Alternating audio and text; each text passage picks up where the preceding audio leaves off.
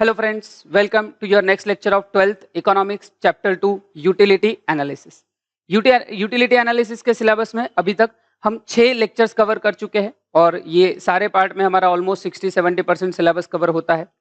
आज का जो सेशन है, आज के सेशन से रिलेटेड जो पार्ट है कि थ्योरी ऑफ कंज्यूमर सरप्लस.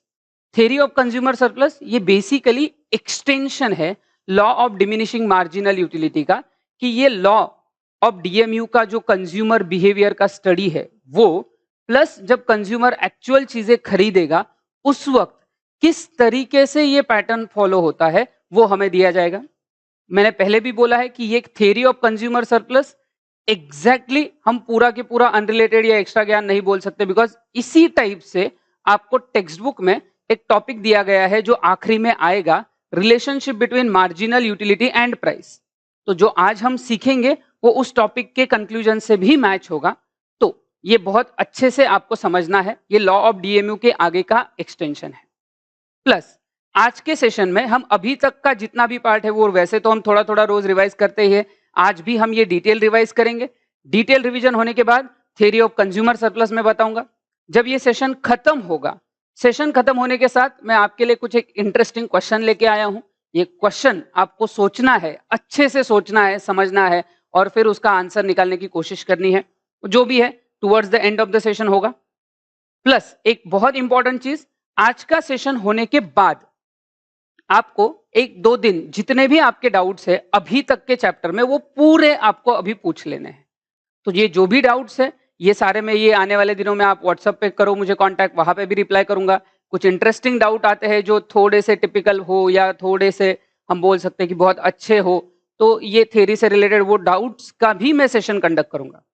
तो वो 1-2 दिन के बाद आएगा. अब ये 1-2 दिन थोड़ा सा ब्रेक चलेगा और फिर उसके बाद doubts plus possible numerical questions जो एग्जैक्टली 12th के सिलेबस में तो नहीं बट अदरवाइज आपको यूजफुल रहेंगे, एंड जो भी इंटरेस्टिंग डाउट और आज का क्वेश्चन, इन सब के लिए अगला एक स्पेशल सेशन होने वाला है. बट वो सेशन 1 या 2 दिनों बाद होगा जब आपके सारे जो भी रिलेवेंट डाउट्स है वो मुझे आ जाएंगे. तो जितना भी आज के सेशन तक का हमारा पार्ट होगा प्लीज उसके सारे डाउट्स पूछ लेना, सो दैट अगले सेशन के वक्त ये आपको काम आएंगे और आपका चैप्टर कंसेप्चुअली क्लियर होगा अगर कोई डाउट बाकी है तो. Let's see chapter 2 utility analysis. Utility is basically a want satisfying power of a commodity. ये कमोडिटी की वांट सैटिस्फाइंग पावर दिखाएगा. अब ये जो पर्टिकुलर पार्ट है it is helpful to understand the consumer behaviour, कि कैसे कंज्यूमर अपने मैक्सिमम सेटिस्फेक्शन तक पहुंचता है. ये पर्टिकुलर चीज हमें यहाँ पे पता चलती है. फिर ये कार्डिनल है, ऑर्डिनल है, ये 2 बातें हमने देखी. फिर उसके बाद अगला जो बेसिक क्वेश्चन हमने देखा था वो था features of utility. I hope अब तक याद हो चुका होगा. फीचर्स ऑफ यूटिलिटी में हमने टोटल 10 पॉइंट्स डिस्कस किए हुए हैं. सबसे पहला पॉइंट जो है वो है रिलेटिव कंसेप्ट.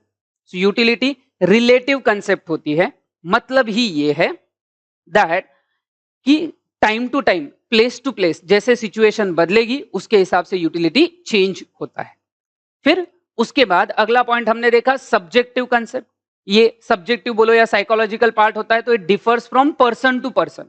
तो यहाँ के लिए हमने जैसे स्टेथोस्कोप का एग्जांपल देखा था कि डॉक्टर के लिए यूजफुल है बट नॉर्मल पर्सन के लिए नहीं. Plus vegetarian food, non vegetarian food, इसका भी एग्जांपल देखा था. एग्जांपल्स के साथ कनेक्ट करोगे तो कंसेप्ट याद रखना अच्छा और इजी हो जाएगा. फिर थर्ड पॉइंट हमने देखा था utility is ethically neutral concept. Utility want satisfy करता है. अब वो वांट सही है या गलत ये डिफरेंस यहाँ नहीं देखा जाएगा. इसमें नाइफ का एग्जांपल देखा था कि knife can be used to cut the vegetable और टू हार्म समवन. इस टाइप के कंसेप्ट्स को हम बोलते हैं कि that economics as a positive science में ये कवर होता है, और इसके लिए नॉर्मेटिव पॉजिटिव का स्पेशल सेशन भी हमने देखा. फिर 4th, 5th, 6th ये तीनों पॉइंट जो थे वो यूटिलिटी से बाकी चीजें कैसे डिफरेंट है उसके बारे में थे. जैसे 4th पॉइंट जो था utility is different from usefulness.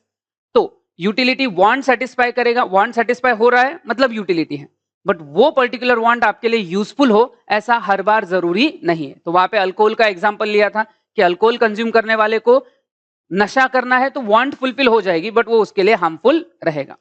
5th point जो हमने देखा था utility is different from pleasure.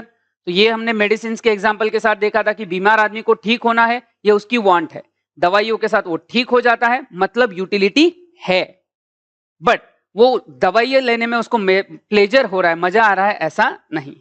फिर उसके बाद 6th हमने देखा था utility is different from satisfaction.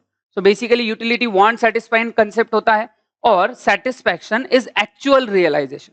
Utility anticipation है, सेटिस्फैक्शन रियलाइजेशन है जो कंजम्पशन के बाद होता है। फिर अगला पॉइंट हमने देखा था seventh, utility is the rather measurement of utility is hypothetical. इसको काउंट करना इतना आसान नहीं है, इमेजिनरी है। अल्फ्रेड मार्शल ने वैसे दिया है बट उस पर क्रिटिसिज्म्स बहुत सारे आते हैं। 8 पॉइंट, यूटिलिटी इज मल्टीपर्पज। एक सिंगल प्रोडक्ट मल्टीपल लोगों की अलग अलग वांट्स फुलफिल कर सकता है, सो मल्टीपर्पज है। 9th पॉइंट हमने देखा था utility is based on the intensity of want. ये काफी इंपॉर्टेंट पॉइंट था। इसी लॉजिक के बेसिस पे law of diminishing marginal utility Alfred Marshall ने दिया है कि जितनी ज्यादा इंटेंसिटी उतना यूटिलिटी ज्यादा मिलेगा, इंटेंसिटी कम होती जाएगी तो उससे मिलने वाली यूटिलिटी भी कम। फिर उसके बाद आखिरी देखा था utility is the basis of demand. अब डिमांड जो हम आगे पढ़ने वाले हैं, जहां पे हम देखेंगे कि डिमांड मींस कोई पर्सन एक सर्टेन अमाउंट पे सर्टेन क्वांटिटी खरीद रहा है, पैसे देने के रेडी है, पैसे दे के। अब कोई भी पर्सन पैसा दे के चीजें तभी डिमांड करेगा अगर वो वांट सेटिस्फाई करेगा। तो अगर कोई चीज उसकी वांट सेटिस्फाई नहीं करेगा तो वो उसके लिए डिमांड नहीं करेंगे। तो ये 10 फीचर्स थे यूटिलिटी से रिलेटेड। फिर उसके बाद आगे देखा था हमने types of utility. Types of utility में सिंपल से 6 अलग अलग पॉइंट्स थे। सबसे पहला पॉइंट था फॉर्म यूटिलिटी।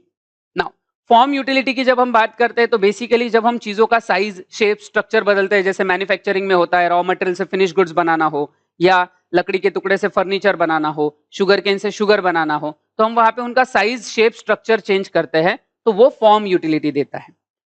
पहला टाइप था। दूसरा place utility. Place utility is basically by changing the place. तो ट्रांसपोर्टेशन से ये आता है, वुलन क्लोथ का एग्जांपल देखा हुआ है हमने। फिर थर्ड है सर्विस यूटिलिटी, जहां प्रोफेशनल्स अपने पर्सनल स्किल का यूज करके लोगों को सर्विस देते हैं। सो डॉक्टर्स, लॉयर्स, टीचर्स, ये सब वहां आएंगे। फिर फोर्थ था नॉलेज यूटिलिटी। सो जब लोग ये जानते हैं कि how to use the product, कि ये प्रोडक्ट एग्जैक्टली कैसे यूज होगा, ये जब लोग जानते हैं तो उसको बोला जाता है, तब हम बोलते हैं कि वहां पे है नॉलेज यूटिलिटी। देन फिफ्थ अगला हमने देखा था पोजीशन यूटिलिटी, जो बायर को मिलता है। इसी को ओनरशिप यूटिलिटी ऐसा भी बोला जाता है। सेलर जब अपना प्रोडक्ट बायर को बेचता है, बायर जब उस चीज का मालिक बनता है, तो उसको ये पोजीशन यूटिलिटी मिलेगी। एंड द लास्ट पॉइंट जो हमने आखिरी चीज देखी थी वो था टाइम यूटिलिटी, जो टाइम चेंज करना या स्टोरेज करना उससे आपको डिराइव होगी। तो ये 6 यूटिलिटी के टाइप्स आपको दिए गए थे। Form utility, place utility, service utility, knowledge utility, position utility and time utility.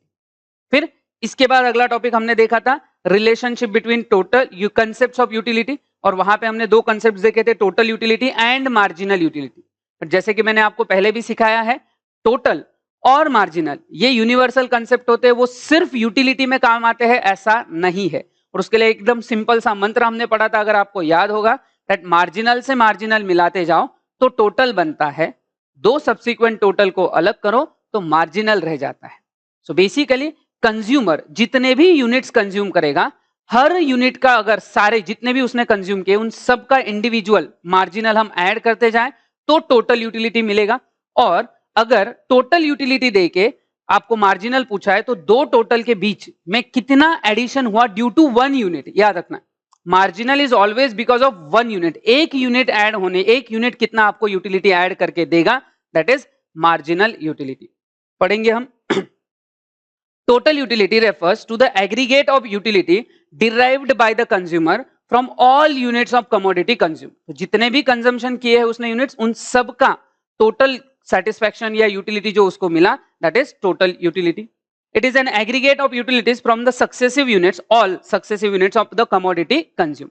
फिर फॉर्मूला भी देखा था that total utility is summation, मतलब addition of marginal utility, या total utility is equal to marginal utility of 1 plus 2 plus 3 till the n, जितने भी number of units आपने consume किए हैं। तो ये total utility का फॉर्मूला था।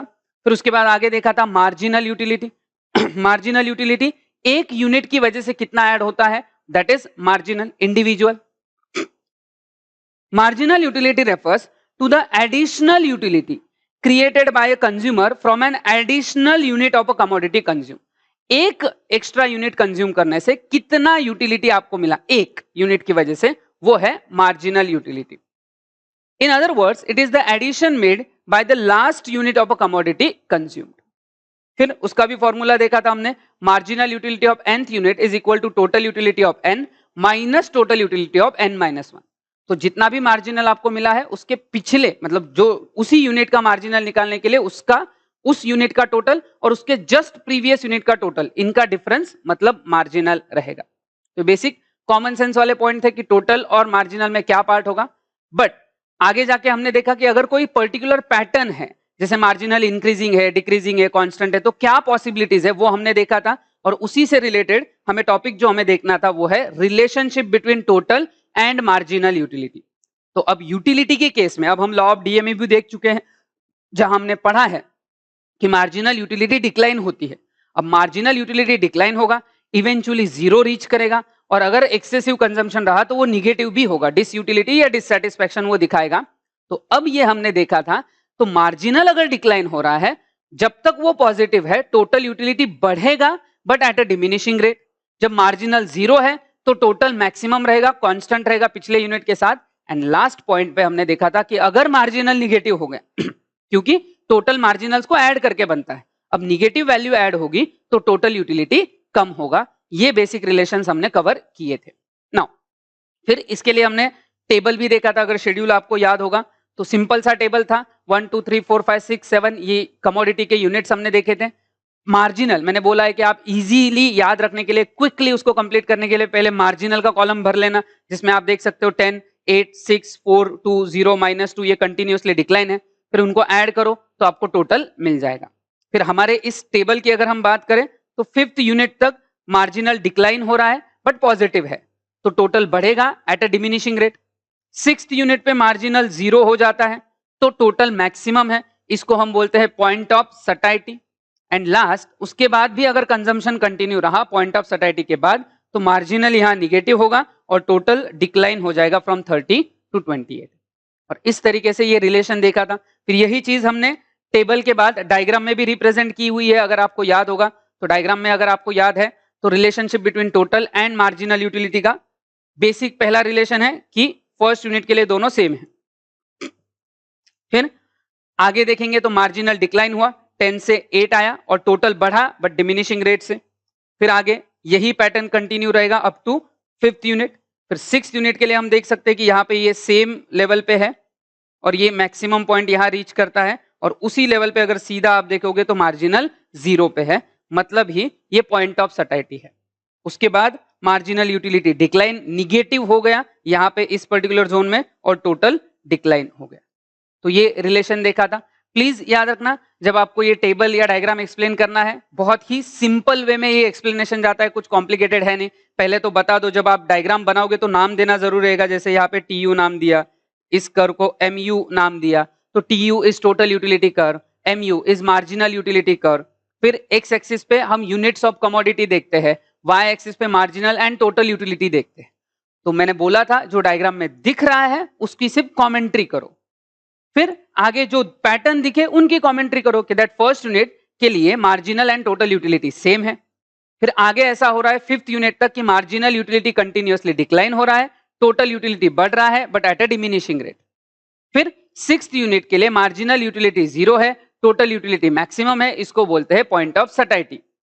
कंजम्पशन कंटिन्यू रहा अगर इसके आगे, नॉर्मल कंज्यूमर करेगा नहीं, रैशनल कंज्यूमर, बट अगर फिर भी करता है तो होगा ये कि मार्जिनल यूटिलिटी डिक्लाइन होगा, सॉरी मार्जिनल यूटिलिटी निगेटिव होगा और टोटल डिक्लाइन।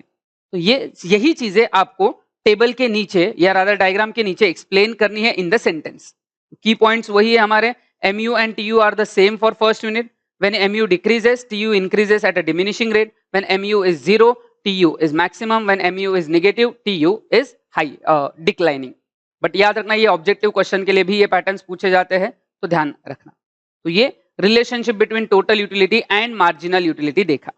फिर इसके बाद जो अगला टॉपिक हमने देखा था वो था law of diminishing marginal utility. अब law of diminishing marginal utility ये कार्डिनल एनालिसिस पे बेस्ड है, जिसमें हमने देखा है कि नंबर में अगर आपको कोई भी चीज काउंट करनी है तो यूनिट ऑफ मेजरमेंट लगता है, और मार्शल ने डॉक्टर अल्फ्रेड मार्शल ने money as a unit of measurement लिया है। एक सेंटेंस मैंने आपको बोला था लिखने के लिए, अगर आपने लिखा होगा, the amount of money which a person is ready to pay rather than go without a commodity. मतलब अगर कोई पर्सन एक सर्टन अमाउंट पे करने के लिए रेडी है, तो जितना पैसा वो पे करने के लिए रेडी है उतना ही उसको मार्जिनल यूटिलिटी उस कमोडिटी से मिलता है। तो ये न्यूमेरिकल टर्म्स में काउंट करने के लिए money as a unit of measurement लिया है और फिर ये लॉ उन्होंने प्रेजेंट किया है। प्लस इसके अलावा और भी उनके कुछ अजम्पशंस हैं जो हमने ऑलरेडी पढ़ लिए है, रिवाइज कर लेंगे। बट सबसे पहले लॉ अगर आएगा तो आपको लिखना पड़ेगा इंट्रोडक्शन। इंट्रोडक्शन स्क्रीन पे आए इसके पहले ही आप बोल सकते हो, जैसे बेसिक था इसमें, this law was first given by, याद करो, this law was first given by professor Gossen, that's why it is called Gossen's first law. In detail बाद में इसको एक्सप्लेन किसने किया? Doctor Alfred Marshall in his book principles of economics published in 1890। ये book, उसका year, author, ये याद रखना है। ऑब्जेक्टिव क्वेश्चंस के लिए आते हैं। ऑब्जेक्टिव में आपको ऑप्शंस नहीं है, जो डिस्क्रिप्टिव क्वेश्चंस होते हैं जहां आपको बहुत सारी चीजें लिखनी होती है वहां आपको एग्जाम में ऑप्शन मिलता है। ऑब्जेक्टिव क्वेश्चंस में ऑप्शन नहीं है। जैसे for example fill in the blanks अगर 5 आएंगे तो 5 मार्क के लिए 5, ऐसा नहीं होगा कि एनी 5 फ्रॉम 8 ऐसा या 6 7 नहीं, एक भी ऑप्शन नहीं मिलेगा। तो जो पॉसिबिलिटी ऑब्जेक्टिव क्वेश्चंस के लिए वो आपको बहुत अच्छे से याद रखनी है। नाउ फिर ये बुक का नाम देखा, फिर हमने देखा कि इंट्रोडक्शन में हमने देखा कि based on intensity that utility derives diminishes with the reduction in the intensity of want. तो जैसे जैसे कंजम्पशन बढ़ेगा इंटेंसिटी कम होगी और उसके साथ साथ मार्जिनल यूटिलिटी भी कम होगी। फिर ये इंट्रोडक्शन हुआ। इंट्रोडक्शन के बाद अगर हम बात करें statement of the law, law का स्टेटमेंट आपको दिया गया था, अगर आपको याद होगा अच्छे से। स्टेटमेंट भी बहुत सिंपल था। अकॉर्डिंग टू प्रोफेसर मार्शल या doctor Alfred martial, other things being constant, ध्यान से सुनना, other things being constant, the additional benefit which a person derives from a given unit of increase in a stock of thing diminishes with the every increase in the stock that he already has। तो जैसे जैसे consumption बढ़ेगा वैसे वैसे additional benefit, याद रखना additional benefit मतलब किसकी बात कर रहे हो? वो मार्जिनल यूटिलिटी जो आप डिराइव कर रहे हो वो डिमिनिश होती जाएगी with the every increase in the stock that he already has. ये स्टेटमेंट हमने कल के सेशन में बहुत बार रिकॉल किया था। ये लर्न करना पड़ेगा, एज इट इज लर्न करना पड़ेगा, तो वो ध्यान रखना। तो स्टेटमेंट के नीचे उसका एक्सप्लेनेशन भी रहेगा। आप अभी हम रिवाइज करें तो सिर्फ स्टेटमेंट लिखा है मैंने, बट उसके बाद उसका थोड़ा एक्सप्लेनेशन भी आएगा कि सिंगल बॉन्ड फुल्ली सेटाइबल होती है, कंजम्पशन के साथ इंटेंसिटी कम होती है और मार्जिनल यूटिलिटी डिक्लाइन होता है। फिर इसका भी हमने शेड्यूल देखा था। शेड्यूल काफी सिंपल था। दैट यूनिट वही पार्ट है 1 2 3 4 5 6 7 unit, marginal utility 10 8 6 4 2 0 -2, that's it, as simple as that. Point ये है कि यहाँ पे भी हम देख सकते हैं कि एमयू डिक्लाइन होता है, एक जगह 0 है पॉइंट ऑफ सर्टेनिटी, बाद में निगेटिव। तो ये डायग्राम शेड्यूल वही है, सिर्फ यहाँ टोटल यूटिलिटी का कॉलम हमने नहीं लिया। फिर उसके बाद अगर हम आगे बढ़ेंगे डायग्राम आएगा। डायग्राम में मार्जिनल यूटिलिटी आप देख सकते हो, फर्स्ट के लिए 10 यूनिट, फिर उसके बाद डिक्लाइन हुआ 8, फिर आगे और डिक्लाइन होता है, फिर आगे डिक्लाइन होते होते 10 8 6 4 ये आप देख सकते हो, फिर आता है 2 0 6 यूनिट के लिए यहाँ 0 आ रहा है, this is the point of certainty, और उसके बाद निगेटिव। इवन जो लॉ ऑफ डीएमयू का डायग्राम था वहां पे हमने ये देखा था कि ये थोड़ा एरिया पेंसिल से ही, जब आप एग्जाम में भी करोगे पेंसिल से करना, मल्टीपल कलर पेन अलाउड नहीं होता है, तो आप पेंसिल से डायग्राम निकालोगे वहां पे ये शेडेड एरिया जो है ये दिखाता है कि दैट दिस इज डिससैटिस्फैक्शन और डिसयूटिलिटी, ये आपको ध्यान रखना है। फिर डायग्राम के बाद इसका भी बेसिक और बहुत ही सिंपल सा एक्सप्लेनेशन था कि एक्स एक्सिस पे यूनिट्स ऑफ कमोडिटी है, वाई एक्सिस पे मार्जिनल यूटिलिटी है। Marginal utility MU is the marginal utility curve जो डाउनवर्ड स्लोप हो रहा है। इसका मतलब ही कि जैसे जैसे हम एक्स एक्सिस पे कमोडिटी इंक्रीज कर रहे हैं, वाई एक्सिस पे मार्जिनल यूटिलिटी कम हो रहा है।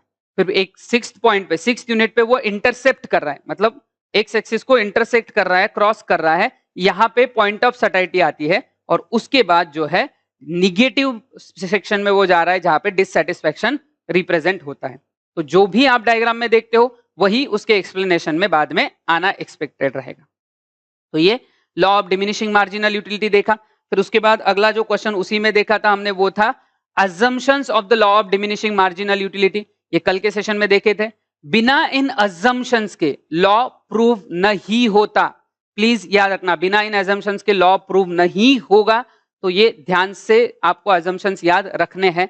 तो पढ़ेंगे हम, टोटल 9 अजम्पशंस हमने देखे थे, आई होप अब तक लर्न हो चुके होंगे। सबसे पहला अजम्पशन जो हमने देखा था यस, आंसर देते रहो फटाफट। सबसे पहला assumption क्या देखा था? रैशनैलिटी। हम अज्यूम करेंगे कि कंज्यूमर का बिहेवियर रैशनल है, वो अपनी वांट मैक्सिमम सेटिस्फाई करने के लिए कोशिश करेगा, इरैशनल या मूर्खता का बिहेवियर नहीं करेगा। सेकेंड पॉइंट, रैशनैलिटी के बाद हमने देखा था कार्डिनल मेजरमेंट। ये पूरा थ्योरी ही न्यूमेरिकल टर्म्स पे बेस्ड है। तो कार्डिनल में मतलब हम यूटिलिटी को नंबर्स में काउंट कर सकते हैं, ये अल्फ्रेड मार्शल अज्यूम करते हैं, और इसीलिए उसके ऊपर मैथमेटिकल कैलकुलेशंस भी पॉसिबल है।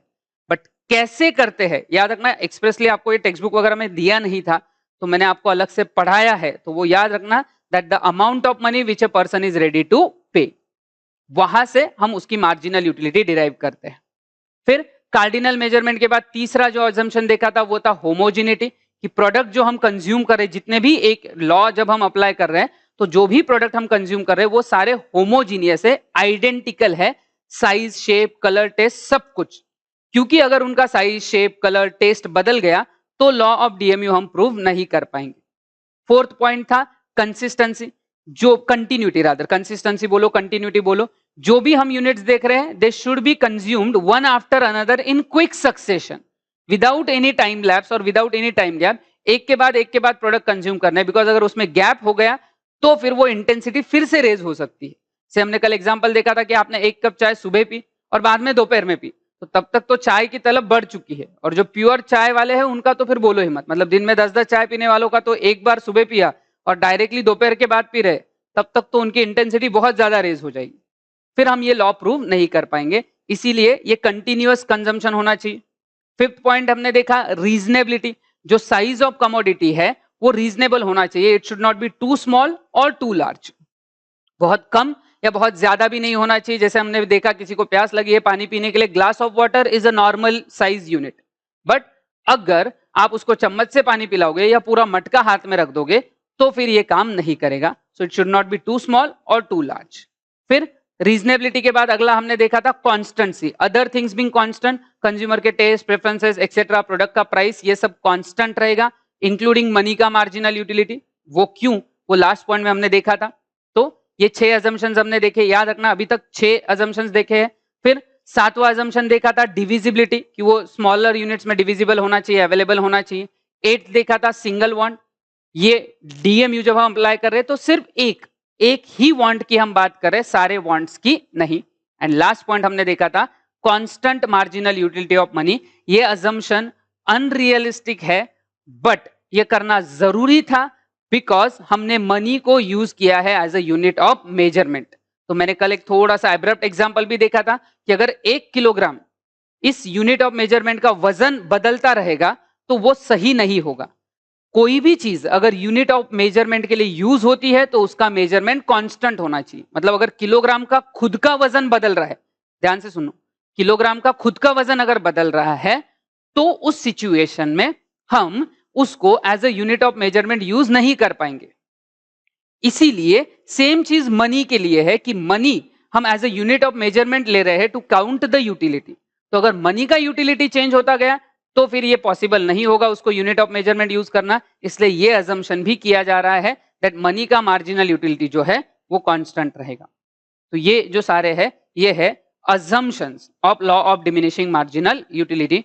टोटल 9 अजम्पशंस हमने देखे हैं, ये आपके स्क्रीन पे अभी मौजूद है, बट फिर भी बिना देखे आंसर देने की कोशिश कर सकते हो। सबसे पहला है rationality, second cardinal measurement, third homogeneity, fourth continuity, fifth reasonability, sixth constituency, 7 divisibility, 8 single want, and last that constant marginal utility of money. तो ये सारा पार्ट जो है ये हमने अभी तक के पिछले 6 सेशंस में देखा है। आज 6 सेशंस का एवरेज 5-6 घंटे का जो भी डिस्कशन हमने देखा वो पिछले 20 मिनट में हमने पूरा रिवाइज और रिकॉल किया है, और वो भी समझा के। अगर हम सिर्फ रिवाइज और रिकॉल करने पे करें तो ये पूरे 6 सेशन 5 से 6 घंटे अगर आपने अच्छे से देखे हैं, समझे हैं, तो 10 मिनट में ये पूरा पार्ट रिवाइज करना डिफिकल्ट नहीं होता है। वो हम देखेंगे कि ये पॉसिबल है या नहीं है, ये इवेंचुअली आपको समझ जाएगा। नाउ आगे बढ़ते हैं। अगला पार्ट जो आपको दिया है एक्स्ट्रा ज्ञान समहाउ इसमें कुछ थोड़ा सा रहेगा। सो थ्योरी ऑफ कंज्यूमर सरप्लस, ये लॉ ऑफ डीएमयू का ही एक्सटेंशन है, इसी थ्योरी का पार्ट है। ये टेक्स्ट बुक में होना चाहिए था बट नहीं दिया है। इवन अगर आप CA foundation, CS foundation, CWA intermediate वगैरह देखो, इंटर फाउंडेशन लेवल देखोगे तो वहां DMU के बाद इमीडिएटली ये थ्योरी दिया हुआ रहता है। तो वो कैसे अप्लाई हो रहा है, क्या उसमें ये कंज्यूमर सरप्लस एग्जैक्टली क्या है, ये हम डिस्क्राइब करेंगे। बट इसके लिए एक एग्जांपल लेंगे हम। अब ध्यान से सुनना, ये काफी इंपॉर्टेंट एग्जांपल रहेगा। अगले 5-10 मिनट हम ये एग्जांपल डिस्कस करेंगे। ये अगर आपको समझ गया तो आगे आप ऐसा समझ लो सिर्फ रीडिंग की फॉर्मेलिटी रहेगी, पूरा कंसेप्ट समझ में आ जाएगा। बहुत अच्छे से और ध्यान से सुनना है। थोड़ा बहुत एग्जांपल आपको सिमिलर लगेगा, हमने पहले भी देखा है, बट आज उसका एडिशनल पार्ट है, तो अच्छे से देखना। से फॉर एग्जांपल अब मैं यहां पे लिख रहा हूं serial number, marginal utility and price. अब सपोज कोई कंज्यूमर कोई चीज खरीदना चाहता है और जब वो उसका पहला यूनिट खरीद रहा है तो उसको मार्जिनल यूटिलिटी देखनी है। अब हमने देखा है कार्डिनल कंसेप्ट में हम मार्जिनल यूटिलिटी को मनी टर्म्स में काउंट करते हैं। कैसे, याद करो कैसे? The amount of money which a person is ready to pay rather than go without a commodity. Say for example ये मार्जिनल यूटिलिटी है 500, कितना वो पे करने के लिए रेडी है? 500 रुपए। अब ये प्रोडक्ट की प्राइस जब उसने सामने पूछी, सामने पर्सन को उसने पूछा कि भाई बताओ कि इसका प्राइस कितना है, तो सेलर ने बोला 300 रुपए। क्वेश्चन आपको ही सोचना है, क्या कंज्यूमर ये प्रोडक्ट खरीदेगा या नहीं खरीदेगा? वैसे हम ये देख चुके हैं, बट फिर भी लेट्स सी कि कितना दिमाग आप लगा पाओगे। यस, 500 रुपए उसको वर्थ लग रहा है, सामने वाला पर्सन 300 में ऑफर कर रहा है। इससे अच्छी बात क्या हो सकती है कि हमें ये 500 का वर्थ लग रहा है, सामने वाला बोल रहा है भाई 300 में लेके जा, तो फिर डेफिनेटली कंज्यूमर इस प्रोडक्ट को बाय करेगा। नाउ अब डीएमयू की बात यह है कि ये एक ही वांट की हम बात कर रहे हैं, अज्यूमिंग कि कंज्यूमर के पास सफिशिएंट पैसे है। अब वो देखेगा, सेकेंड यूनिट के लिए हम बात करते हैं कि सेकेंड यूनिट के लिए अब हमने देखा है कि एक यूनिट आ गया, इंटेंसिटी कम होगी तो मार्जिनल यूटिलिटी कम होगा। तो मार्जिनल यूटिलिटी अब है उसका 400। रादर हम ये मार्जिनल यूटिलिटी का शेड्यूल ही बना लेते हैं, 4th 5th तक चले जाते हैं। तो यहां पे अगर उसको 300, 200, 100,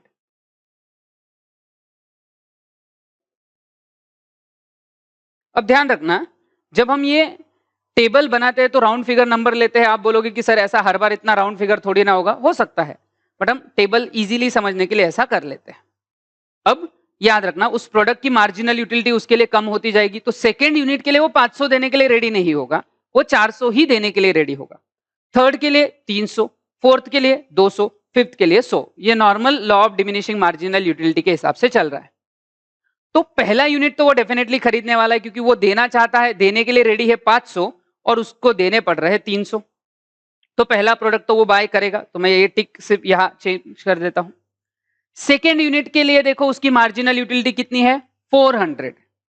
सेकेंड यूनिट के लिए कितनी मार्जिनल यूटिलिटी है, 400। मतलब ये है that he is ready to pay 400 rather than go without a commodity. वो 400 रुपए देने के लिए रेडी है, बट प्राइस कितनी है, 300। प्राइस हम कांस्टेंट अज्यूम करते हैं, तो ये 300 रुपए है।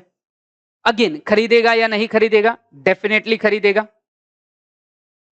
थर्ड यूनिट की बात करते हैं, तो थर्ड यूनिट के लिए क्या हो रहा है दैट मार्जिनल यूटिलिटी जो है उसको मिल रही है 300।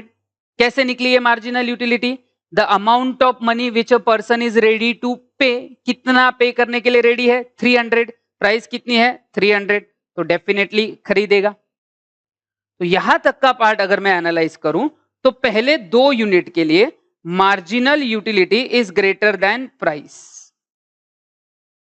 प्राइस कम है, मार्जिनल यूटिलिटी ज्यादा है, तो बाय होगा।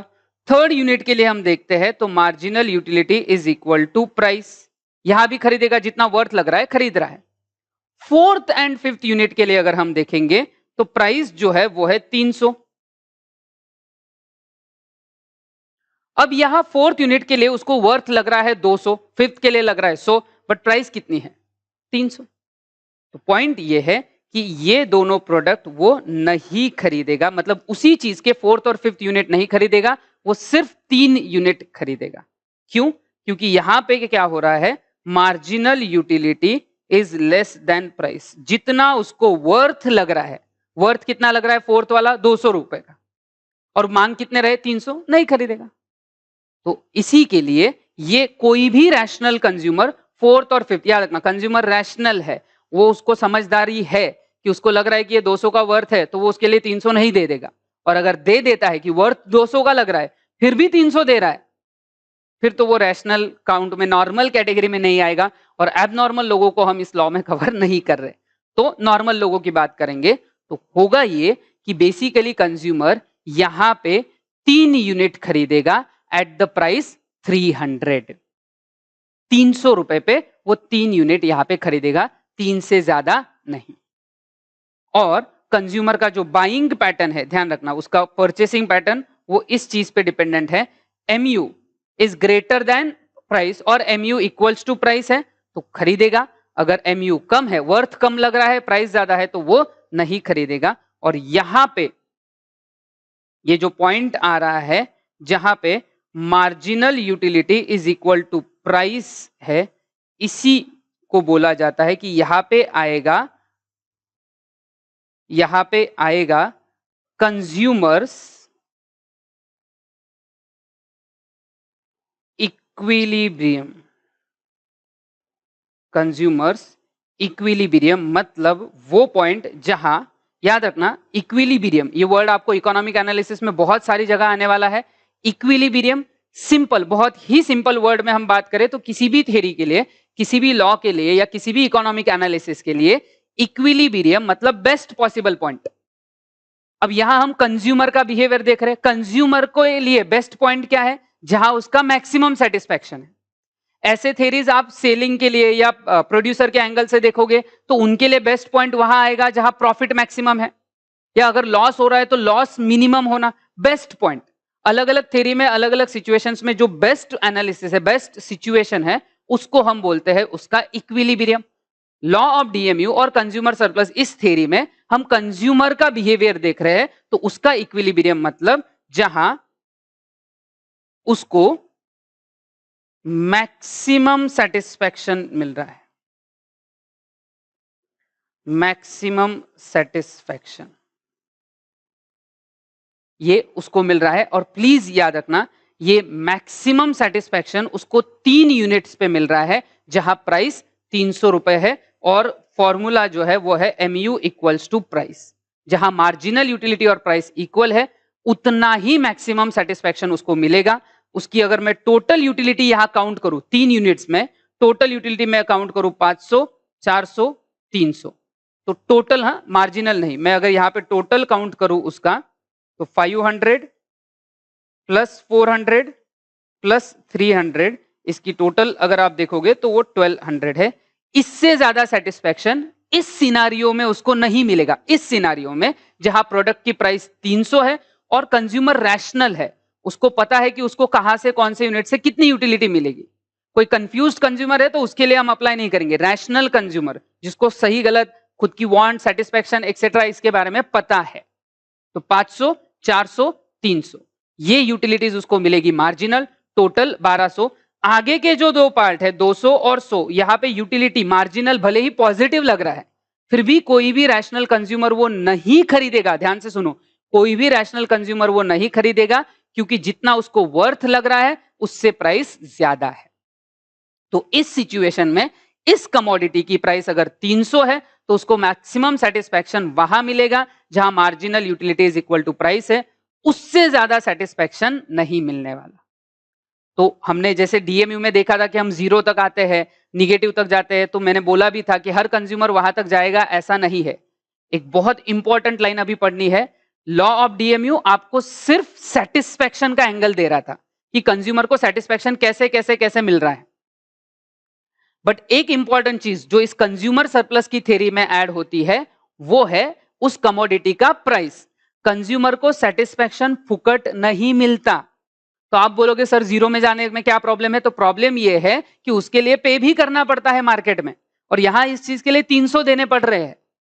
और ये जो रिसोर्स है वो कोई भी पर्सन रीजनेबली रैशनली यूज करेगा। वर्थ 200 का लग रहा है और 300 दे डालो, ऐसा नहीं करेगा। तो ये ध्यान रखना है। तो 500, 400, 300 यही वो रुकेगा। अब इस पे क्वेश्चन आता है कि सर अगर इसकी प्राइस, इस पर्टिकुलर चीज की प्राइस 200 होती तो फिर mu इक्वल्स टू प्राइस ये कहां पे आता? 4th यूनिट पे। तो उसका इक्विलिब्रियम फिर 4th यूनिट पे होता। अगर इस प्रोडक्ट की प्राइस 400 होती तो कंज्यूमर का इक्विलिब्रियम कितने यूनिट पे आता? 2 यूनिट पे ही आ जाता, क्योंकि mu इक्वल्स टू प्राइस हो जाता। ये वेरिएशन ध्यान रखना, अगर प्राइस अलग होती तो, बट इस प्राइस में उसका मैक्सिमम सेटिस्फैक्शन जो है वो वहां आएगा जहां mu इक्वल्स टू प्राइस है, और उसी पॉइंट को नाम दिया गया है, याद रखना इकोनॉमिक्स के शास्त्रों में इसको बोला गया है कंज्यूमर इक्विलिब्रियम, जहां कंज्यूमर का मैक्सिमम सेटिस्फैक्शन। एंड प्लीज याद रखना maximum satisfaction and full satisfaction दोनों सेम है ऐसा जरूरी नहीं। याद रखना कंज्यूमर इक्विलिब्रियम, और मैं यहां पे एक साइड में कुछ चीजें लिख रहा हूं, अगर आपको याद होगा पॉइंट ऑफ सटाइटी, ऐसा हमने कुछ पॉइंट पढ़ा था लॉ ऑफ डीएमयू में, रिलेशनशिप बिटवीन टीयू एमयू में, पॉइंट ऑफ सटाइटी, क्योंकि ये डाउट यूजुअली इसके बाद पूछा जाता है। एंड उसी को हम बोलते हैं जहां फुल सेटिस्फैक्शन हो। ये दोनों चीजें सेम नहीं है, these two things are not same. Mathematical part भले मैं यहां पे यूज कर लूंगा formula. Point of satiety and consumer equilibrium दोनों सेम नहीं है। कंज्यूमर इक्विलिब्रियम जहां कंज्यूमर को मैक्सिमम पॉसिबल सेटिस्फैक्शन मिलेगा, पॉइंट ऑफ सटाइटी मतलब जहां पे फुल सेटिस्फैक्शन होगा। बट जब चीजें खरीदने की बात है तो कंज्यूमर को मैक्सिमम सेटिस्फैक्शन मिलेगा जहां पे marginal utility is equal to price होता है, that is consumer equilibrium. Point of satiety is something different where marginal utility is 0 and total utility is maximum. तो बहुत बार स्टूडेंट इन दो पॉइंट्स में कंफ्यूज कर देते हैं कि सर फुल सेटिस्फैक्शन मतलब ही मैक्सिमम सेटिस्फैक्शन। नहीं, जब हम लॉ ऑफ डीएमयू पढ़ रहे थे, जब हम relationship between total utility and marginal utility पढ़ रहे थे, अगर आपको याद होगा तो उस पॉइंट में प्लीज ध्यान से सुनना, relationship between total utility marginal utility law of DMU में हम सिर्फ सेटिस्फैक्शन वाला एंगल देख रहे थे, यूटिलिटी ही देख रहे थे। हमने उन दोनों एनालिसिस में कहीं पे भी प्राइस के साथ कंपैरिजन नहीं देखा। बट जब कोई भी रियल लाइफ कंज्यूमर की अगर हम बात करेंगे, वो सेटिस्फैक्शन तो करना चाहता है, बट उस सेटिस्फैक्शन के लिए उसको पैसा भी गिनना पड़ता है, फुकट नहीं मिलती है चीजें। तो वो उस चीज को कैसे बिहेव करेगा वो हम यहां पे देख रहे थे। उसका बाइंग पैटर्न बेसिकली दो चीजों के साथ है कि अगर marginal utility is greater than price है, ध्यान रखना। अब मैं यहाँ पे कुछ कंक्लूडिंग पार्ट लिख रहा हूं जो इस टेबल के बेस पे है, आप ये सारा एनालिसिस साथ में लिख सकते हो, लिखा होगा आई गेस, बार बार बोलने की जरूरत मत रखना। Marginal utility is greater than price है तो वो बाय करेगा एंड कंजम्पशन कंटिन्यू भी करेगा, बिकॉज हम एक ही वांट की बात कर रहे हैं। जब तक ये कब तक चलेगा, buy and continue, buy and continue तब तक चलेगा जहां एमयू इक्वल्स टू प्राइस है।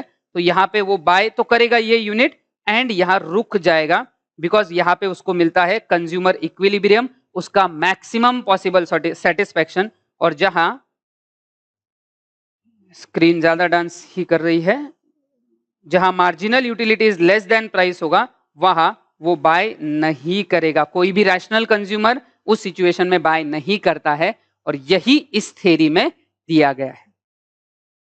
अब ये सारा एक्सप्लेनेशन आपने ध्यान से सुना होगा, और एक डाउट जो किसी ना किसी के दिमाग में रह गया होगा, सर आपने इसको नाम दिया है कंज्यूमर सरप्लस, बट उसका क्या, ये कंज्यूमर सरप्लस कहां से आया? तो बस वही एक आखिरी चीज आपको एक्सप्लेन कर देता हूं, दैट जब हमने देखा कि मार्जिनल यूटिलिटी 500 है और वो देने के लिए 500 रुपए देने के लिए रेडी है, लेकिन 300 में मिल गया, इसका मतलब कंज्यूमर सरप्लस यहां हुआ है। याद रखना कंज्यूमर सरप्लस हुआ है 200 का, 200 रुपए का सरप्लस है। क्यों? देना कितना चाहता था कंज्यूम, कितना देने के लिए रेडी था? 500। कितना दे रहा है? 300, 200 का सरप्लस। सेकेंड यूनिट पे वो कितना देना चाहता था? 400। कितना दे रहा है? 300, तो 100। और थर्ड यूनिट के लिए ये कंज्यूमर सरप्लस, अभी के लिए मैं ये पॉइंट हटा रहा हूँ, थर्ड यूनिट के लिए ये कंज्यूमर सरप्लस जो है ये 0 है। फिर उसके आगे तो कोई भी रैशनल कंज्यूमर नहीं बढ़ेगा। तो ये कंज्यूमर सरप्लस बेसिकली कैसे निकला, तो इसका formula marginal utility minus price. और इसको अगर मैं वर्ड्स में एक्सप्लेन करूं, मार्जिनल यूटिलिटी माइनस प्राइस, तो marginal utility is amount of money which a person is ready to pay and minus price what he actually pays. तो ये सारा जो पार्ट है ये है related to theory of consumer surplus, जो DMU का ही एक्सटेंशन है। अब याद रखना, जब कंज्यूमर चीजें खरीदने जाता है तो ये सारी चीजें वो कैलकुलेट करता है या सोचता है, बट ये ओवरऑल सोच होती है। से फॉर एग्जांपल एक्चुअल कंज्यूमर गया उसने पहला यूनिट खरीदा, पूछा सामने वाले को कितने में, उसने बोला 300। अब कंज्यूमर बोल रहा है मुझे 1 यूनिट दे दो, 1 यूनिट ले लिया। फिर वो सोचता है कि अरे मैं दूसरा खरीदूं तो कितना होगा 400, तो फिर दे दो। ऐसा नहीं होता है। जब कोई भी कंज्यूमर मार्केट में जाएगा, सामने वाले को प्राइस पूछेगा, निगोशिएट अगर कर लेता है, एक प्राइस सर्टन एग्री हो जाता है, तो उस हिसाब से वो एक साथ बोलेगा कि अगर 300 में दे रहे हो तो मैं 3 यूनिट खरीद लूंगा। इवन निगोशिएशन में वो ये भी बोल सकता है अगर आप 200 में दोगे तो 4 खरीदने हैं भैया। होता है ना ऐसा, भैया ज्यादा खरीदना है, आप कम बोलो तो ठीक ठीक बोलो तो होगा। कभी मम्मी के साथ शॉपिंग करो, मम्मी के साथ शॉपिंग करो, सब्जी खरीदने जाओ तो समझेगा आपको कि सब्जी खरीदने के लिए जाते हैं और सब्जी वाला बोलता है कि भाई क्या है, बहुत बार तो वो खुद ही बोल देता है कि हम सामने से रेट पूछते हैं कि क्या भाई ये सब्जी का टमाटर का रेट क्या है, तो वो बोलता है 20 रुपए पाव, 250 ग्राम्स, पाव मतलब 250 ग्राम्स, तो 250 ग्राम्स जो है वो 20 रुपए में दूंगा। और अगर ज्यादा खरीदोगे, मतलब 1 किलो अगर खरीदोगे तो 60 रुपए में, 60 रुपए किलो। सी लॉजिक क्या हो गया, 20-20 रुपए के हिसाब से 250 ग्राम अगर हम करते जाए तो 800 रुपए हो जाते हैं, सॉरी 800 नहीं 80, इतना नहीं 80 होते। 250 ग्राम के लिए 20, तो पूरे 1 किलो के लिए कितना, ये मैथमेटिकल कैलकुलेशन अगर हम देखेंगे तो 80 हो रहे हैं, बट वो सामने से खुद होके बोल रहा है। याद रखना, वो सेलर कंज्यूमर सरप्लस को समझता है, राइट। इसका मतलब ये नहीं कि उसने 12th इकोनॉमिक्स पढ़ा है, कॉमन सेंस है। उसको भी पता है कि अगर कोई भी नॉर्मल हाउस होल्ड लेडी या कोई भी हाउस होल्ड पर्सन टमाटर जैसी कोई चीज खरीदने आएगा, तो अगर वो ज्यादा खरीदेगा तो वो ज्यादा पे करने के लिए रेडी नहीं होगा। एक पाव 250 ग्राम के लिए 20 रुपए ठीक है, बट अगर मैं चाहता हूं कि मैं किलो भर टमाटर उसको बेचूं तो मुझे वो रेट कम करना पड़ेगा। ये एक नॉर्मल सेलर भी जानता है और इसी टेक्निक्स का वो फायदा उठाते हैं। और नॉट सब्जी वाला, मतलब अगर आप थोड़ा और बेटर एग्जांपल हो, शर्ट वगैरह कहीं शॉपिंग करने जाते हो, वो देते हैं ऐसा डिस्काउंट कि नॉर्मल अगर एक रेंज के शर्ट है तो एक खरीदा तो 500 में, 2 खरीदे तो 900 में दे देंगे। अब 500 के हिसाब से 2 का रेट तो 1000 होना चाहिए, बट उसको पता है कि कंज्यूमर के पास अगर एक शर्ट है, अगले शर्ट के लिए उसको उतनी इंटेंसिटी नहीं रहेगी, तो रेट कम होगा। मार्जिनल यूटिलिटी के हिसाब से वो भी एडजस्ट करता है। अब ये सेलर का पॉइंट हो गया, कंज्यूमर वहां तक एडजस्ट करेगा जहां तक उसको सूटेबल है, और कहीं तो भी एक मिड पॉइंट आएगा जहां पे मार्जिनल यूटिलिटी और प्राइस इक्वल है, that will be a point of consumer equilibrium, जहां उसको मिलने वाला सेटिस्फैक्शन मैक्सिमम है। तो इस तरीके से ये थ्योरी का एप्लीकेशन होता है। तो ये सब हमने पार्ट समझ लिया, इसको अच्छे से देखो, समझो, कुछ डाउट्स आते हैं तो जरूर पूछो। नाउ पढ़ेंगे हम इसको, क्विकली गो थ्रू कर लेंगे कि क्या है ये consumer surplus. The concept of consumer surplus was evolved by Alfred Marshall.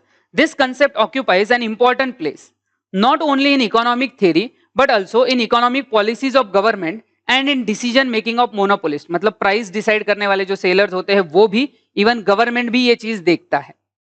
ये सिग्निफिकेंस ऑफ डीएमयू में आएगा। It has been seen that consumers generally are ready to pay more for certain goods than what they actually pay for them. तो बहुत बार ऐसा होता है कि वो ज्यादा देने के लिए रेडी है, बट एक्चुअली उनको कम में मिल रहा है। The extra satisfaction which consumer gets from their purchase of good is called by Marshall as consumer surplus. जो वो एक्स्ट्रा मिला, जैसे हमारे केस में अगर आपको याद होगा, हमने जो टेबल देखा था, 500 रुपए देने के लिए रेडी था, 300 में मिल गया, तो वो जो एक्स्ट्रा है that is consumer surplus. Marshall defined the concept of consumer surplus as excess of the price which a consumer would be willing to pay rather than go without a thing over that which he already actually does pay is called the consumer surplus.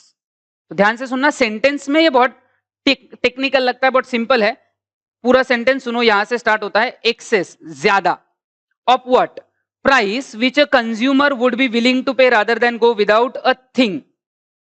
यहां तक अगर मैं देखूं मतलब क्या है ये, what he is ready to pay मतलब marginal utility minus that which he actually pays मतलब price. So marginal utility minus price मतलब ही आता है कंज्यूमर सरप्लस। और ऐसा तरीका होता है बोलने का, एक्सेस ओवर दिस एक्सेट्रा। मतलब सिंपल सी बात करें, अगर हम छोटा सा एग्जांपल ले कि किसी पर्सन का इनकम, ध्यान रखना ये छोटा सा आएगा, किसी पर्सन का इनकम 100 रुपीज है और ये कमाने के लिए उसने एक्सपेंडिचर किए हैं 80, तो प्रॉफिट हुआ या लॉस? प्रॉफिट हुआ। तो कैसे निकला प्रॉफिट? प्रॉफिट का अगर मैं यहां फॉर्मूला बनाऊं, इस एग्जांपल में अगर मैं प्रॉफिट का फॉर्मूला बनाऊं, profit is equal to income minus expenditure, so 100 minus 80 equals to 20। अब मैं इसको थोड़ा टेक्निकली डिस्क्राइब करूं तो मैं उसको ऐसा लिख सकता हूं, एक्सेस, ध्यान से सुनना, excess of income over expend, excess of income over expenditure की इनकम एक्सेस है एक्सपेंडिचर से, कितना? 20 रुपए। सेम वे मार्जिनल यूटिलिटी कितना एक्सेस है देन एक्चुअल प्राइस, वही है कंज्यूमर सरप्लस। तो जो माइनस वाला पर्टिकुलर फॉर्मूला है उसको इस तरीके से लिखा सकता है, excess of marginal utility over price, और उसी को फिर डिटेल दे दिया, excess of what a consumer is ready to pay rather than go without a commodity over what he actually pays. So consumer surplus is equal to what a consumer is ready to pay minus what he actually pays. तो ये आएगा marginal utility minus price. पढ़ेंगे आगे। The concept of consumer surplus is derived from the law of diminishing marginal utility. As we know from the law of DMU, the more of a thing we have, the lesser the marginal utility it has. तो जितनी ज्यादा चीजें बढ़ेंगी quantity में, उतना ज्यादा उसके लिए लोग कम पे करेंगे, कम मार्जिनल यूटिलिटी होगी। In other words, as we purchase more of a goods, its marginal utility goes on diminishing. The consumer is in equilibrium, याद रखना कंज्यूमर इक्विलिब्रियम में है, मतलब उसको मैक्सिमम सेटिस्फैक्शन है when marginal utility is equal to given price, mu equals to price. ये equilibrium point है, ये क्वेश्चन में आता है, ध्यान रखना। He purchases that many number of units of good at which mu is equal to marginal utility is equal to price. It is assume that perfect competition prevail in the market.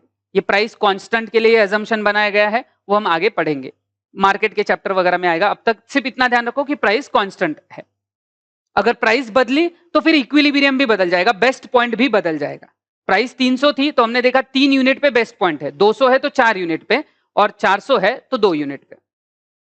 Since the price is same for all unit of the good he purchases, he gets extra utility from all units consume by him except for the one at the margin. This extra utility और extra surplus of consumer is called consumer's surplus. ये जो extra मिला उसको, वो consumer का surplus है। It is often argued that this concept is theoretical toy, the surplus satisfaction cannot be measured precisely. तो जो ऑर्डिनल वाले हैं उनके हिसाब से इस तरीके से यूटिलिटी प्रिसाइज कैलकुलेट नहीं हो सकती, ये लिमिटेशन।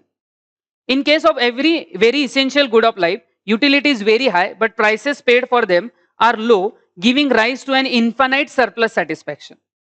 ये याद रखना, कौन सी चीजों के लिए बोला उसने? वेरी इसेंशियल गुड्स, बहुत ज्यादा जो इसेंशियल गुड्स है उनके लिए वो बात कर रहा है, जैसे हवा, पानी एक्सेट्रा। अब सिंपल सी बात है, अगर आप पानी की बात करो तो हमको म्युनिसिपल कम्युनिकेशन से पानी आता है, जिसके हम साल के 2000-2500 भरते हैं, वो हमारे लिए बेसिक सर्वाइवल है। अब हम एक्चुअल प्राइस बहुत कम है, बट अगर आपके पास पानी की बहुत ज्यादा जरूरत है, हवा, पानी, ये जो बेसिक नेसेसिटी, उनके लिए हम कितना भी दे सकते हैं, उनके बिना जिंदा थोड़ी ना रहेंगे, फिर करेंगे क्या ये सब पैसा बचा के? तो हम उनके लिए बहुत ज्यादा देने के लिए रेडी है, बट एक्चुअल में वो हमको बहुत सस्ता मिल जाता है। तो वो जो गैप है ना, व्हाट वी रेडी टू पे फॉर अ पानी, हवा एक्सेट्रा, माइनस उसके एक्चुअल प्राइस, ये गैप बहुत बड़ा है। बिकॉज अगर जरूरत पड़ी तो हमारे पास हर चीज अवेलेबल, हम उसको दे डालेंगे। मतलब पानी नहीं मिल रहा है तो पानी के लिए हम बहुत कुछ देने के लिए रेडी हो जाएंगे, देन एक्चुअल हम उसको दे रहे हैं, राइट। बॉटल भी खरीदते हैं तो लीटर पर पानी के लिए 20 रुपए लग जाते हैं, या म्यूनिसिपल कॉर्पोरेशन का पानी हम इतना यूज करते हैं साल के 2,000 देते हैं, but what we are ready to pay, अगर जरूरत पड़ी तो सब कुछ, बट एक्चुअली पे करने वाली प्राइस बहुत छोटी है। तो वही उनका बोलना है कि जो इसेंशियल कमोडिटीज है, नेसेसिटी, जिनके बिना सर्वाइव नहीं होगा, उनका ये जो डिफरेंस है ना, कि हम कितना देना चाहते हैं और कितना मिलता है, वो डिफरेंस जो है वो इनफाइनाइट होता है, या मतलब बहुत ज्यादा होता है। Further, it is difficult to measure the marginal utilities of a different unit of a commodity consumed by a person. अलग अलग commodities के लिए देखें तो बहुत difficult रहेगा, ये ऑर्डिनल का बेसिक ऑब्जेक्शन तो है ही। Consider the next table in which we have illustrated the measurement of consumer surplus in case of commodity X. The price of X is assumed to be 20. तो ये price 20 है, marginal utility आपको दिया है 30, 28, 26, 24, 22, 20, 18। तो basic हमने जैसा देखा कि ये MU माइनस प्राइस, तो पहले यूनिट का कंज्यूमर सरप्लस 10 है, कैसे आया ये 30 माइनस 20, 28 माइनस 20, 26 माइनस 20, इस तरीके से ये आया। और यहाँ पे 6th यूनिट पे अगर हम देखें तो marginal utility is equal to price, यहाँ पे MU जितना मार्जिनल यूटिलिटी उसको प्रोडक्ट से मिल रहा है इज इक्वल टू प्राइस, और यहाँ पे 6th यूनिट पे आता है कंज्यूमर का इक्विलिब्रियम। अब ये जो टेबल दिया है सिंपल सा, इसी की कमेंट्री नीचे है। We see from the above table that when consumer consumption increases from 1 to 2 units, his marginal utility from 30 to 28, his MU goes on diminishing as he increases his consumption of goods X. तो पहले unit से 30 था, 28, 26, 24 continuously कम हुआ। Second point, since MU for a unit of good indicates the price of consumer he is willing to pay for that unit, and since price is assumed to be fixed 20 rupees, the consumer enjoys surplus on every unit purchased till the 6th unit. 6th unit तक, मतलब 6th के पहले तक 5 unit तक उसको surplus मिल रहा है। यहां पे अगर आप सरप्लस का टेबल देखोगे तो 10, 8, 6, 4, 2, 5th यूनिट तक उसको वो सरप्लस मिला, 6th पे नहीं। Thus, when consumer purchasing 1 unit of X, the marginal utility is worth 30 and price is 20. Thus, he is deriving surplus of 10 पहले यूनिट के लिए। Similarly, when he purchases second unit, he enjoys the surplus of 8, क्योंकि second का MU 28 है और price 820, तो 28 minus 20 8 रुपए का surplus. This continues and he enjoys surplus equal to 6, 4, 2 respectively from 3rd, 4th and 5th unit. When he buys 6 units, he is in equilibrium because his marginal utility is equal to the market price, or he is willing to pay a sum equal to the actual market price, and therefore he enjoys no surplus. Thus, given the price of rupees 20 per unit, the total surplus which the consumer will get is 10 plus 8 plus 6 plus 4 plus 2 plus 0 is equal to 30. तो जो उसको पूरा surplus मिला, ये 10 plus 8, last column वाला 10 plus 8 plus 6 plus 4, 2, उसको 30 मिला। ये है उसका कंज्यूमर बिहेवियर का टेबल, और उसका टेबुलर एनालिसिस हमने एक्चुअली एक टेबल देख लिया, ये भी एक और टेबल है यहाँ पे। तो इस तरीके से ये थ्योरी ऑफ कंज्यूमर सरप्लस है, और एक्चुअली लॉ ऑफ DMU कहीं पे भी सिखाते वक्त यहां तक होना चाहिए, फॉर अ सिंपल रीजन, क्योंकि यहां से एक्चुअल बाइंग पैटर्न के बारे में हम देख सकते हैं और बेसिक पॉइंट्स यहां पे कंक्लूड कर सकते हैं। याद रखना, MU अगर ग्रेटर देन प्राइस है तो बाय होगा एंड कंटिन्यू भी होगा। मैं ऑलरेडी लिख चुका हूं, फिर भी लिख देता हूं, buy and continue. MU equals to price है तो बाय एंड स्टॉप, यहां पे रुक जाओ। यहां पे आता है कंज्यूमर का इक्विलिब्रियम, मैक्सिमम सेटिस्फैक्शन उसको मिलेगा, and MU less than price है तो वो बाय नहीं करेगा। यही सारी चीजें जो है वो आपको दी गई है in theory of consumer surplus. So ये जो सारा पार्ट है ये DMU का एक्सटेंशन है, आगे एक्सेप्शन टू DMU वगैरह ये सब आने वाला है। अब याद रखना, आज का ये 7वां सेशन था। इस सेशन के शुरू में मैंने अभी तक का पूरा पार्ट रिवाइज कर लिया, और उसके बाद मैंने स्टार्ट किया कंज्यूमर सरप्लस का थ्योरी, ये भी मैंने पूरा एक्सप्लेन कर दिया है। अब आज तक के सेशन में जितने भी आपको जो भी डाउट्स आते हैं प्लीज पूछते रहो। फिलहाल 1-2 दिन के बाद मैं 8वां सेशन डालूंगा, सो दैट आपके डाउट्स जो भी आते हैं वो पहले क्लियर हो जाए पूरे। उसमें से जो अच्छे और बेटर डाउट्स है वो भी मैं वो डाउट सेशन में कवर करूंगा। तो अगला जो सेशन होगा उसमें बेसिकली 2-3 चीजें हम कवर करने वाले हैं। एक, पॉसिबल न्यूमेरिकल क्वेश्चंस।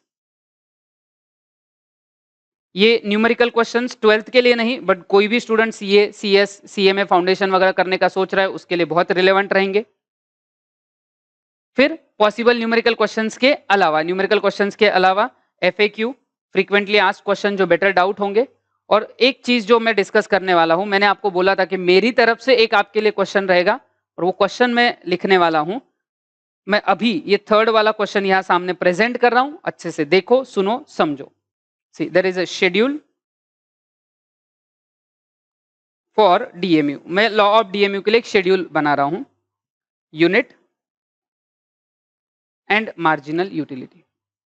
अब यूनिट जो है 1, 2, 3, 4 और मार्जिनल यूटिलिटी मैं यहां पे लिख रहा हूं 10, 7, 4, -2। ऐसा कुछ तो भी मैंने लिखा। चलो इसको थोड़ा सा और ये कर देते हैं, 3 एंड -2। अब मैंने ये टेबल लिखा है। अब आपको ये बताना है कि ये टेबल सही है या गलत, राइट और रॉन्ग। ये टेबल सही है या गलत है लॉ ऑफ डीएमयू के लिए, ये आपको बताना है। अगर ये सही है तो ठीक है, अगर गलत है तो क्यों, क्या प्रॉब्लम है इस शेड्यूल में, वो आपको आइडेंटिफाई करना है। आप ये मुझे आंसर्स भी दे सकते हो। इसका एग्जैक्ट एक्सप्लेनेशन लेक्चर में कवर होने वाला है। याद रखना, जो नेक्स्ट लेक्चर आएगा वो सिर्फ अभी तक के जो भी हमने पार्ट देखा है, पॉसिबल न्यूमेरिकल क्वेश्चंस जो यूजफुल है CA, CS, CWA foundation exam के लिए या सीएमए फाउंडेशन एग्जाम्स के लिए। एफएक्यू जो आप लोग मुझे पूछोगे उसी के ऊपर मैं डाउट्स के ऊपर डिस्कशन करूंगा। और ये टेबल जो मेरी तरफ से आपके लिए गिफ्ट है कि आप देख लो ये टेबल सही है या गलत है, अगर ये सही है तो क्यों है, गलत है तो क्यों है, ये सारी चीजें आपको यहाँ एक्सप्लेन होंगी। प्लीज ध्यान रखना, ये बहुत अच्छे से देखना। आज का सेशन हमारा रिलेटिवली 10-15 मिनट से ज्यादा बड़ा था। हमने बहुत सारे, पहला तो डिटेल रिवीजन किया पहले 20-25 मिनट्स में, और फिर हमने कंज्यूमर सरप्लस की एक इंपॉर्टेंट थियरी जो है, जो आपके सिलेबस में बहुत ज्यादा एग्जैक्टली तो कवर नहीं की गई थी, बट मुझे ये जरूरी लगता है कि जब भी मैं लॉ ऑफ डीएमयू वगैरह एक्सेट्रा एक्सप्लेन करूं उसके साथ कंज्यूमर सरप्लस का पार्ट आना जरूरी है। ये बहुत इंपॉर्टेंट है कि आप उसका एक्सटेंडेड पार्ट भी पढ़ो। बिकॉज अगर आप डीएमयू पे ही रुक गए, तो जैसे मैंने बोला कि डीएमयू पे सिर्फ सेटिस्फेक्शन की बात की, पर जब एक्चुअल पे करने की बात होती है तब क्या होता है वो हमें यहां देखना है। और यहां पे आता है कंज्यूमर का इक्विलिब्रियम। तो जैसे इस टेबल में अगर हम देखें, प्राइस अगर 20 है तो 6th यूनिट पे इक्विलिब्रियम आएगा जहां एमयू इक्वल्स टू प्राइस, जहां उसको मैक्सिमम सेटिस्फेक्शन है। फिर आप बोलोगे कि सर अगर प्राइस बदल गई, से फॉर एग्जाम्पल अगर उस प्रोडक्ट की प्राइस हो गई 24 अगर प्राइस हो गई, इफ प्राइस इज 24, तो वो यहां पे इक्वालिटी आएगा, वो इक्वालिटी यहां पे आएगा। अगर इसका प्राइस 18 हो गया तो यहाँ पे वो इक्वालिटी आएगा। और इस तरीके से ये पर्टिकुलर एनालिसिस होता है। इन चीजों पे सीए एग्जाम्स वगैरह या foundation CA, CS professional exam के कोर्सेज में इसके ऊपर न्यूमेरिकल क्वेश्चंस भी आते हैं। तो अगले सेशन में मैं खुद ही कुछ न्यूमेरिकल क्वेश्चंस आपको लेक्चर में ही रहेंगे जिसमें आप ये सॉल्व कर सकते हो। मैं हो सकता है कोशिश भी करूंगा कि अगर मैं आपको दे पाए तो ये क्वेश्चंस आपको पीडीएफ फॉर्म में दे देंगे, और उस लेक्चर के साथ आपको ये क्वेश्चंस भी रहेंगे, तो आप वो क्वेश्चंस भी समझ जाओगे। और क्वेश्चंस के साथ साथ फिर आपके डाउट्स एंड जो मैंने मेरी तरफ से क्वेश्चन पुट किया है वो आपके लिए रहेगा। सो अभी के लिए, इस सेशन के लिए हम इतना ही डिस्कस करेंगे। बाकी का नेक्स्ट सेशन में होगा। पूरे लेक्चर्स देखो, डाउट्स पूछो और इन लेक्चर्स का बेनिफिट लो। Thank you.